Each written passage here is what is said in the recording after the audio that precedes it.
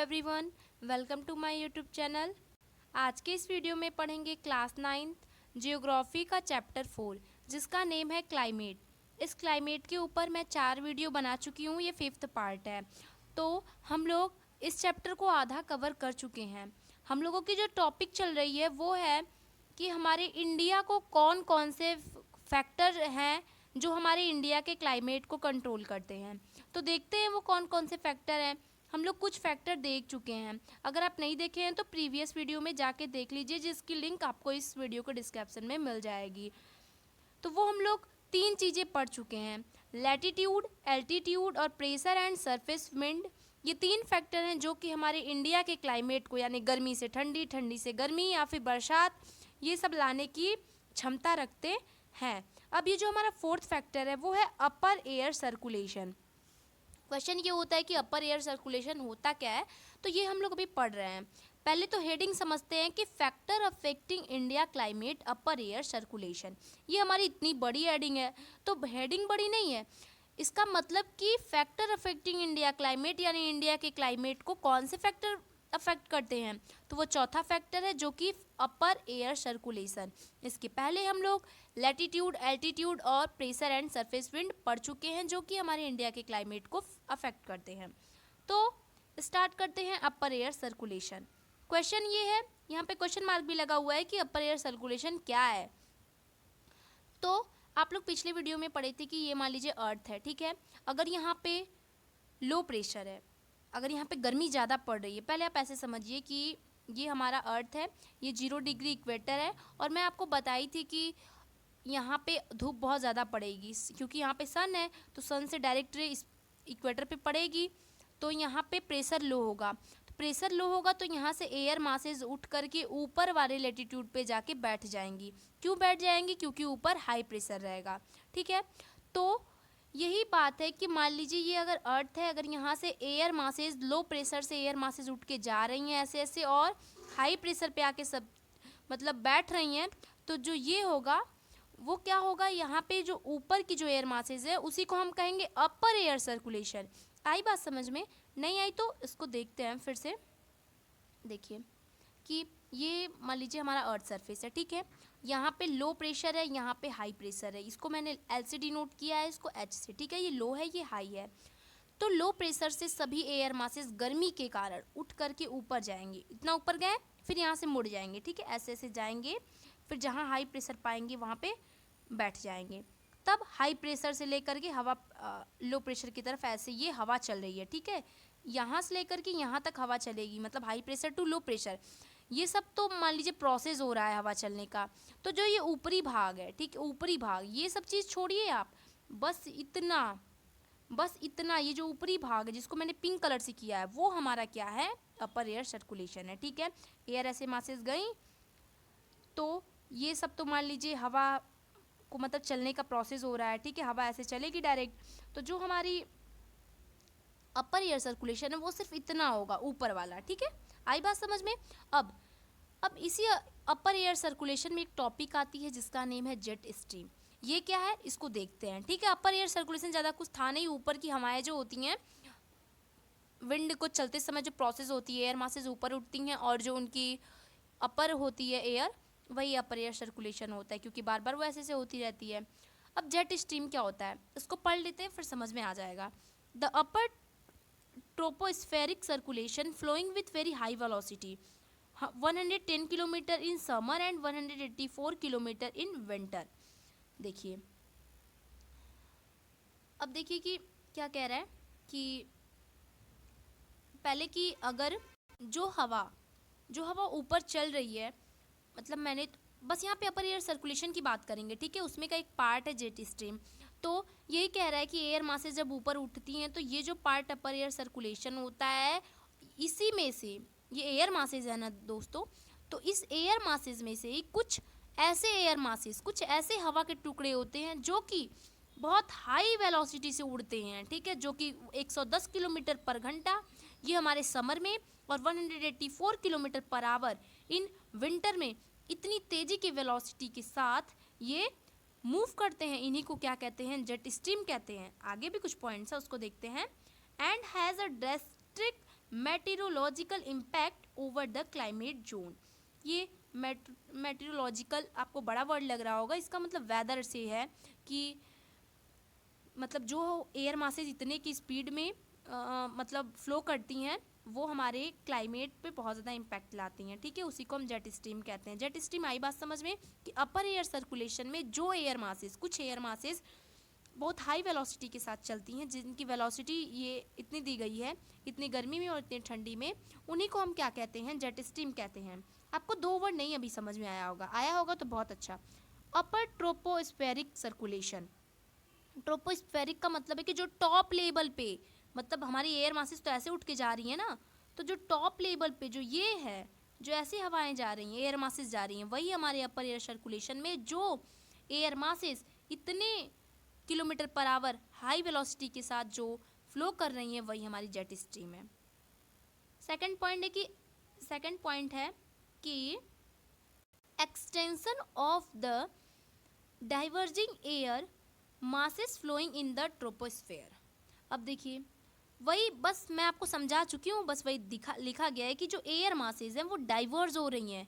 कैसे डाइवर्ज हो रही हैं, ये देखिए, ये अर्थ है, हमारी एयर मासेस सीधे जा रही हैं, तो अब यहाँ पे डाइवर्ज हो रही है ना, मतलब अपना रास्ता मोड़ ली ना इस साइड, तो वही दिया गया है कि यही ऊपर का हमारा अपर एयर सर्कुलेशन होता है और इसी में जेट स्ट्रीम भी पाई जाती है। जो तेज चलती है वो जेट स्ट्रीम होता है।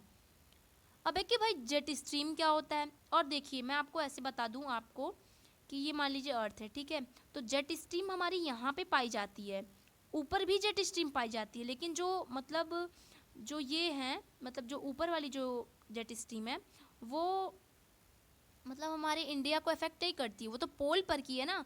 हमारे इंडिया को इफेक्ट सिर्फ सब ट्रॉपिकल जेट स्ट्रीम करती है। आई बात समझ में कि हमारी अर्थ है, तो हमारे अर्थ मतलब हमारे जो इंडिया का जेट स्ट्रीम बस यहीं तक रहेगा, यहीं तक। क्यों? क्योंकि ऊपर तो दूसरे देश विदेश आ जा रहे हैं, ऊपर पोल्स है, ये सब पोल्स है ना, ये सब, तो ये पोल्स पर की बात दूसरी हो जाएगी। अभी तो हम इंडिया के पर्सपेक्टिव से बात कर रहे हैं ना, इंडिया के रिस्पेक्टिव से कि हमारे इंडिया में क्या हो रहा है, तो बस हम इंडिया का पढ़ेंगे अभी। ओके, तो इंडिया का देखते हैं कि इंडिया को हम सब ट्रॉपिकल जेट स्ट्रीम क्यों कहते हैं, क्योंकि ये 27 डिग्री टू 30 डिग्री लाई करता है। कैसे? क्योंकि ये अगर हमारा अर्थ है, यहाँ पे 0 डिग्री इक्वेटर है। मैं आपको इस चीज़ को मैप से समझाना चाहूँगी, मैप से समझाऊंगी तो आपको ज़्यादा बढ़िया समझ में आएगा। देखिए देखिए, ये हमारे मैप का एकदम ऊपरी हिस्सा है, ठीक है, 37 डिग्री 6, ठीक है, 37 डिग्री 6 मिनट नॉर्थ, ये हमारे ऊपरी हिस्सा है। और ये हमारे अर्थ का देखिए, मत सॉरी, इंडिया का हमारे निचली हिस्सा है, जिसकी डिग्री ये दी गई है 8 डिग्री 4 मिनट नॉर्थ, ठीक है। तो हमारे जो मतलब जेट स्ट्रीम है वो कहाँ चलती है, हमारे जो इंडिया का जेट स्ट्रीम है वो इधर ही चलता है ऊपर, और जो इसके मतलब इसके ऊपर जितनी भी जेट स्ट्रीम है वो दुनिया की बात होती है, और हम बस इंडिया की बात करेंगे यहीं तक की। तो हम इसे सब ट्रॉपिकल क्यों कह रहे हैं, क्योंकि देखिए मैं आपको पहले ही बता चुकी हूँ कि इंडिया को बीचों बीच मतलब भाग में बांटा गया है। नीचे हैं सब ट्रॉपिकल, नीचे हैं सब ट्रॉपिकल, साउथ में सब ट्रॉपिकल है, ऊपर में ट्रॉपिकल है।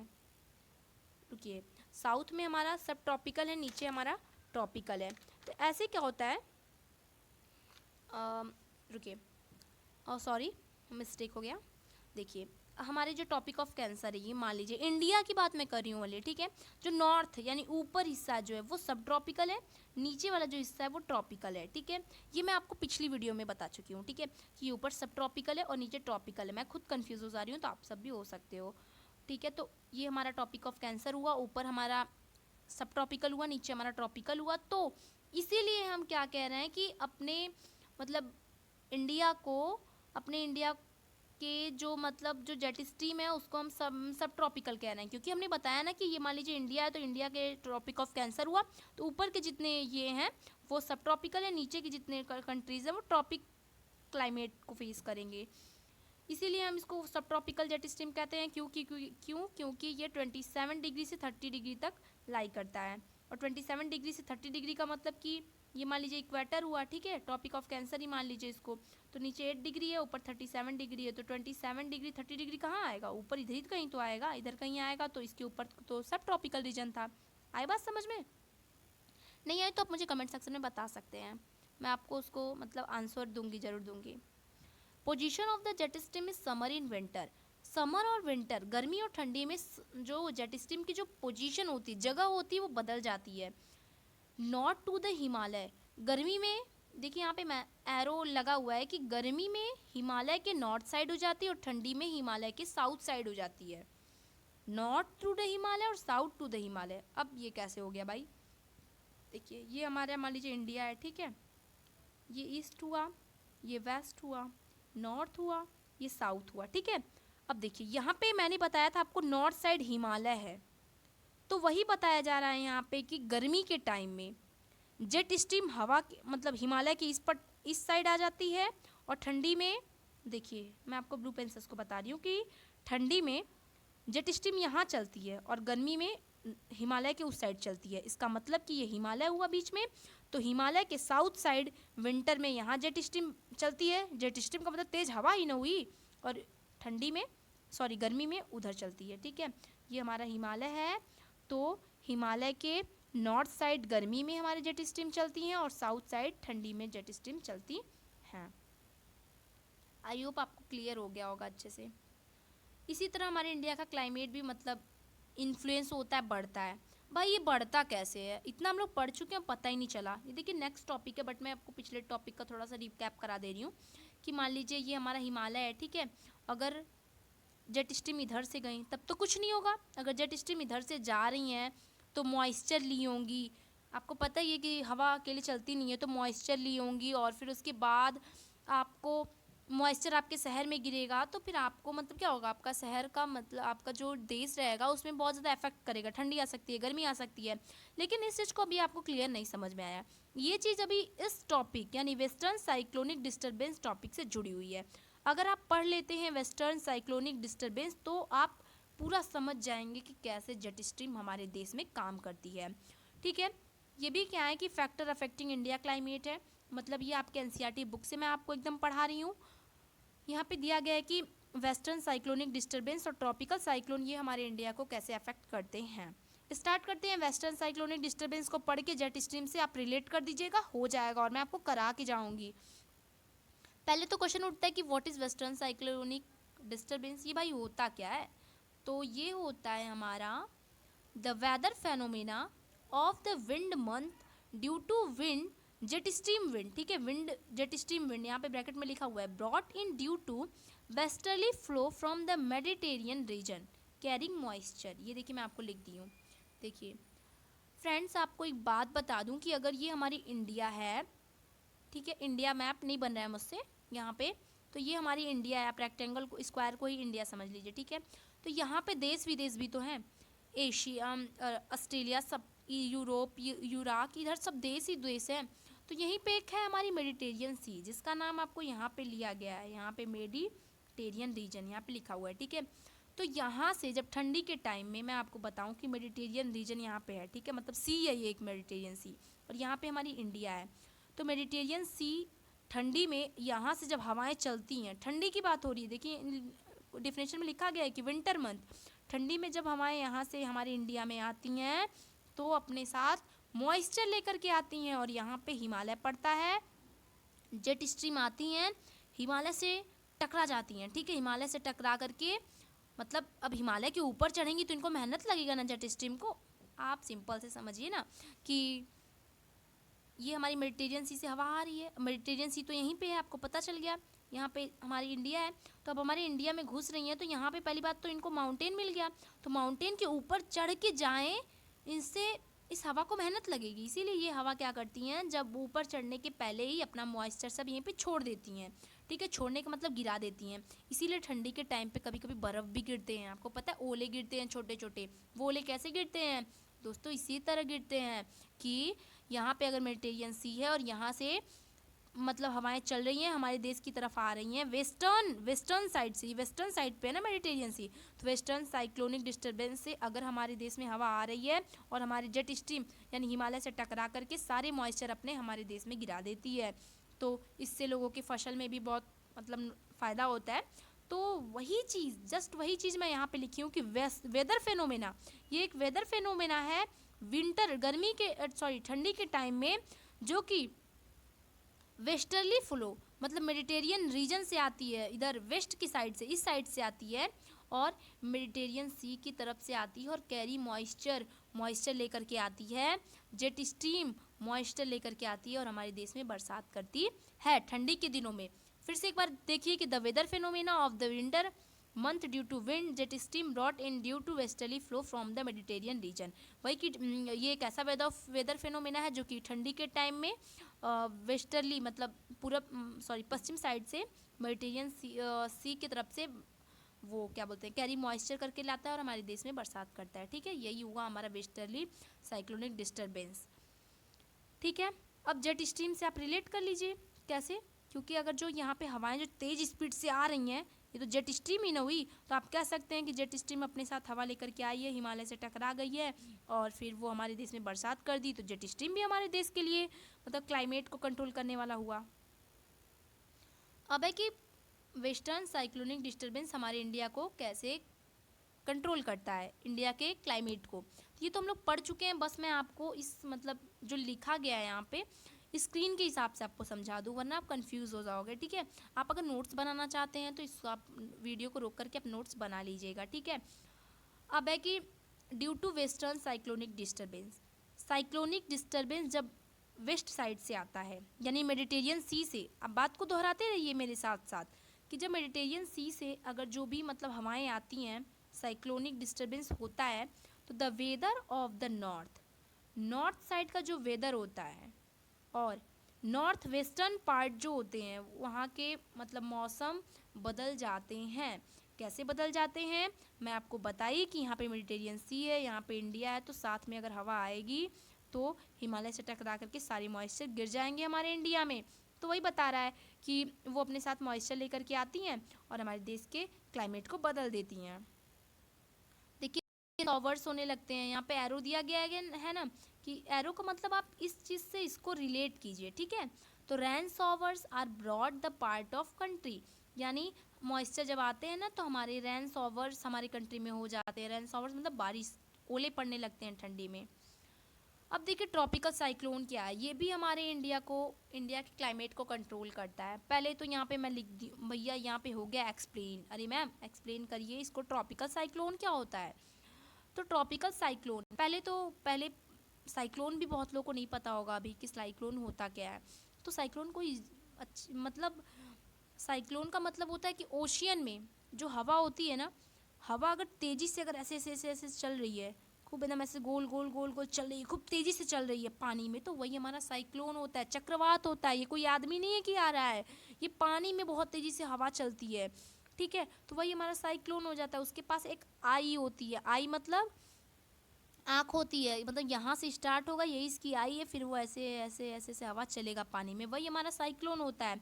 तो जो ट्रॉपिकल रीजन में जो साइक्लोन हो उसी को हम ट्रॉपिकल साइक्लोन कहते हैं। अब ट्रॉपिकल रीजन तो आपको पता ही है कि जो ट्रॉपिक ऑफ कैंसर के जो मतलब निचला हिस्सा हो, मतलब जो साउथ पार्ट हो, वही हमारा क्या है, ट्रॉपिकल है। तो जो मतलब साउथ रीजन में जो ओशियन, देखिए मान लीजिए ये हमारा इंडिया है, तो यहाँ पे सी है, ठीक है, बे ऑफ बंगाल है, इंडियन सी है, इंडियन ओशियन है। तो जो ये इंडिया की जो निचला हिस्सा है, ये सब पार्ट जो निचला हिस्सा है वो ट्रॉपिकल में आ जाएगा आपके। ठीक है, तो वो ट्रॉपिकल में आ जाएगा, तो वही तो यही मतलब यही चीज़ क्या हुआ, ट्रॉपिकल साइक्लोन हुआ, कि जो ट्रॉपिकल रीजन में जो साइक्लोन आए वही ट्रॉपिकल साइक्लोन हुआ। अब ये हमारे इंडिया को अफेक्ट कैसे करता है, इंडिया के क्लाइमेट को, वही लिखा गया कि how does they affect the climate of India, ये इंडिया के क्लाइमेट को अफेक्ट कैसे करता है। इसका आंसर है कि ऑकर ड्यूरिंग द, तो देखिए जो लिखा है कि occur during the monsoon as well as October November और जून सितंबर में आपको बारिश होती है। ठीक है, जून जुलाई अगस्त में बारिश होती है, आपको पता है। तो वही लिखा है कि जो मतलब अक्टूबर और नवंबर में जब मानसून आता है, हवाएं तेज़ी से आती हैं, तभी ये ट्रॉपिकल रीजन भी काम करता है। कैसे, ये देखिए कि these affect the coastal region of the country. मैं आपको बता दूं, देखिए ये समुद्र है, ठीक है, और ये लैंड है, मान लीजिए धरती है, लैंड है, LAND, ठीक है, लैंड है, SEAC है। तो मैं आपको पहले वाली वीडियो में बताई हूँ कि सी और अर्थ का मतलब लैंड ब्रिज और सी ब्रिज आप पढ़े हैं ना कि लैंड बहुत जल्दी गर्म होती है, बहुत जल्दी ठंडी होती है, और सी जल्दी गर्म भी नहीं होता, जल्दी ठंडा भी नहीं होता है, ठीक है। तो यहाँ पे मान लीजिए यहाँ पे दूसरा प्रेशर है, लैंड पे हाई प्रेशर है और सी पे लो प्रेशर है, तो हवा कैसे चलेगी? आपको पता है कि हवा लैंड से सी पे चल रही है, ठीक है। मान लीजिए ये सब पूरा अर्थ है, अर्थ तो गोल है ना, तो अर्थ पे हाई प्रेशर है, तो ये सब पूरा हवा इधर से विंड, इधर से विंड चल रही है। अब ये पानी में क्या होगा, साइक्लोन आ जाएगा, साइक्लोन, पानी ऐसे घूमने लगेगा चारों तरफ से विंड पाके। आपको ज़्यादा हौच पौच हो गया, नहीं समझ में आया होगा। देखिए ये हमारी अर्थ है, ये हमारा साइक्लोन है, ठीक है। तो इधर से विंड आएगी, इधर से विंड आएगी, इधर से विंड आएगी, तो यहाँ पे साइक्लोन आ जाएगा, पानी गोल गोल घूमने लगेगा। ये पानी जब घूमने लगेगा और जब आगे बढ़ेगा, जब लहर आएगी, हवा चलेगी, और यही साइक्लोन आगे बढ़ेगा और जाके धरती से टकरा जाएगा, ठीक है। आई बात समझ में? यही ना हमारी लैंड है, तो यहाँ पे जाकर के टकरा जाएगा, तब जाकर के क्या होगा, रेनफॉल आ जाएंगे, हमारे देश में डिस्ट्रक्शन आ जाएंगे, बाढ़ आ जाएगी। ऐसे ही बाढ़ आती है, ठीक है। कैसे आती है कि सी में अगर साइक्लोन आ जाता है और वो हमारे यहाँ के कोस्टल एरिया से, ये हमारे भारत का मतलब वो मैप है ना, तो यहाँ पे अगर साइक्लोन आ गया, तो साइक्लोन जब आगे बढ़ेगा तो यहाँ पे मतलब जब यहाँ पे टकराएगा ना, तो ये हमारे देश में बाढ़ आ जाएंगी, रेनफॉल होने लगेंगी, फ्लड आ जाएगा, डिस्ट्रक्शन हो जाएगा, यही सब हो जाएगा। अब देखिए ये हमारा ट्रॉपिकल साइक्लोन टॉपिक भी फिनिश होती है। कैसे आपको पता चल गया कि सी में अगर साइक्लोन आ जाता है, और हम इस टॉपिक में बस इतना ही था कि अगर सी में साइक्लोन आ जाता है और हमारे वो कोस्टल एरिया से अगर वो टकरा जाए, तो हमारे देश में रेनफॉल, डिस्ट्रक्शन, फ्लड आ जाता है। इसी तरह हमारे इंडिया के क्लाइमेट को ये अफेक्ट करता है। बस यहीं पे हमारा ये वीडियो भी ख़त्म होता है, यहीं पे ये हमारे चैप्टर का ये टॉपिक भी ख़त्म होता है कि हमारे इंडिया के क्लाइमेट को कौन कौन से फैक्टर अफेक्ट करते हैं। तो हमने 5 फैक्टर देखे, latitude, altitude, pressure, surface wind, दूसरा चौथा देखें हम लोग अपर एयर सर्कुलेशन, फिर देखें ट्रॉपिकल साइक्लोन, ठीक है। ये 5 फैक्टर जो कि हमारे इंडिया के क्लाइमेट को अफेक्ट करते हैं। हमारी जो एनसीईआरटी बुक में वो 3 ही फैक्टर दिया है। क्या क्या दिया है कि latitude, altitude, pressure and surface wind, tropical cyclone और western cyclonic disturbance, upper air circulation, ये सब एक ही में मिक्स करके दिया है, ठीक है। मैंने आपको अलग अलग करके इसलिए बताया ताकि अगर एग्जाम में 5 नंबर का क्वेश्चन आए तो आप बहुत अच्छे से एक्सप्लेन कर सको, ठीक है। तो मिलता है नेक्स्ट वीडियो में। Bye friends.